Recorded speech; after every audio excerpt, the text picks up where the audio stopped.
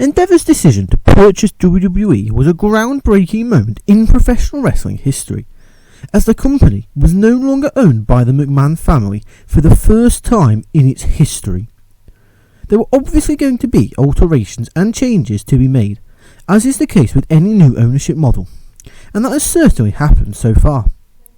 The Endeavour era has led to some alterations already, with the aim being to grow WWE to help the company reach completely new heights. While the changes might not be to everyone's taste, there's no doubt that they will keep coming as the focus continues to be put to new stamps on the business. Welcome to Honor Wrestling Club, and in today's video we'll be counting down 8 ways WWE has changed since Endeavour purchased the company.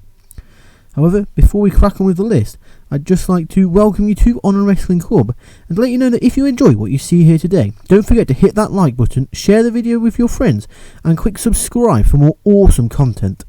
However, if you are already subscribed, why not unsubscribe and resubscribe to add numbers to other numbers so we can be as successful as WWE are under Endeavour. Now, without further ado, in at number 8, we have NXT moving to CW, which is a big change for the black and gold brand. WWE has been slowly growing NXT over the years, allowing it to become so much more than just a developmental brand. It is now considered to be a genuine third brand, just like Raw or SmackDown, and Endeavour has worked hard to secure a major television rights deal for the show. The black and gold brand will be moving to CW this year in a deal between $20 million per year and $25 million per year, and it begins in October later this year, and this is a huge change for the company. It's a beneficial deal from a financial perspective, and that's something that should help NXT grow even more, even with the appearances of TNA stars such as Joe Hendry. In at number 7, we have a focus on international events, as WWE has been putting on many of their PLEs overseas. WWE is a global brand, and that is something that has benefited the company for years. However, WWE rarely put on major events outside of North America, which is something that Endeavour has been changing, as Nick Khan has made it clear that focusing on international dates is important for the company. It's as if they remembered what the first W in their name stands for. It's allowing fans around the world to watch the product live with major events that mean something. And the fact that WWE is so popular elsewhere also means the company can run huge events and big stadiums, which only boosts the revenue for WWE and provides more enjoyable shows for fans.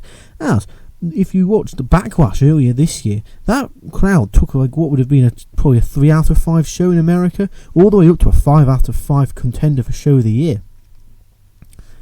In number 6, we have becoming more open with the media, as press conferences have become the norm.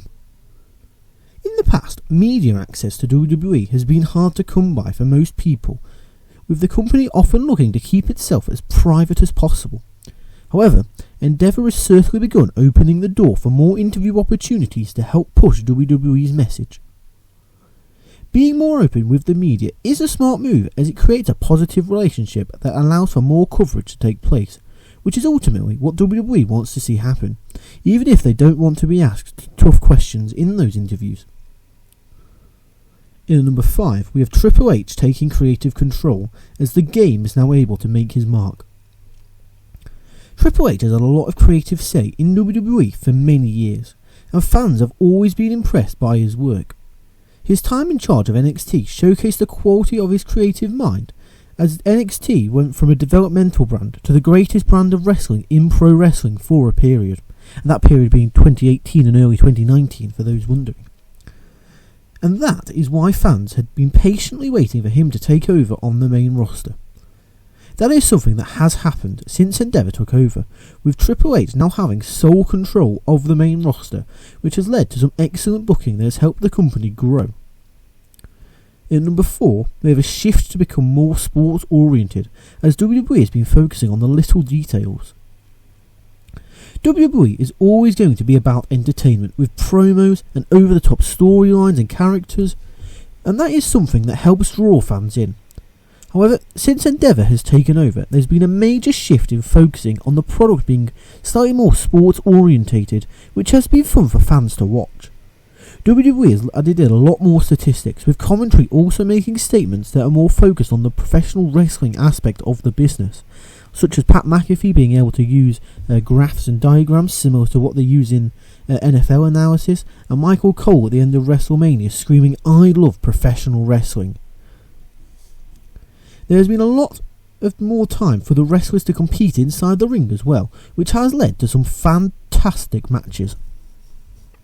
In at number 3, we have Vince McMahon no longer being involved, as he is completely gone from WWE for the first time ever. Vince McMahon is often seen as the face of WWE, as he is the one who took the company to the heights it is at today. However, when the company was sold, that all ended up changing, as he slowly began to have less and less influence on the business. However, nowadays he has zero influence on the company at all after he resigned from TKO Holdings in any capacity. In at number 2, we have Dwayne Johnson getting back involved with the business, as he joined the board of TKO Holdings Group. Dwayne Johnson has always been connected to professional wrestling from the moment he made his in-ring debut, and even before, due to his father and grandfather both being professional wrestlers. Johnson would make sporadic appearances to help touch back to the industry where he made his name, but now he's back involved in wrestling on what was a full-time basis around WrestleMania, but he is obviously still a major actor in Hollywood, so he has been off screen since Mania, but hopefully he'll come back for some great action. Johnson is on the board of directors for TKO Holdings Group though, and that means he will be able to make major decisions that can impact the company and the business as a whole. And in number 1, we have Monday Night Raw moving to Netflix in a deal worth $5 billion.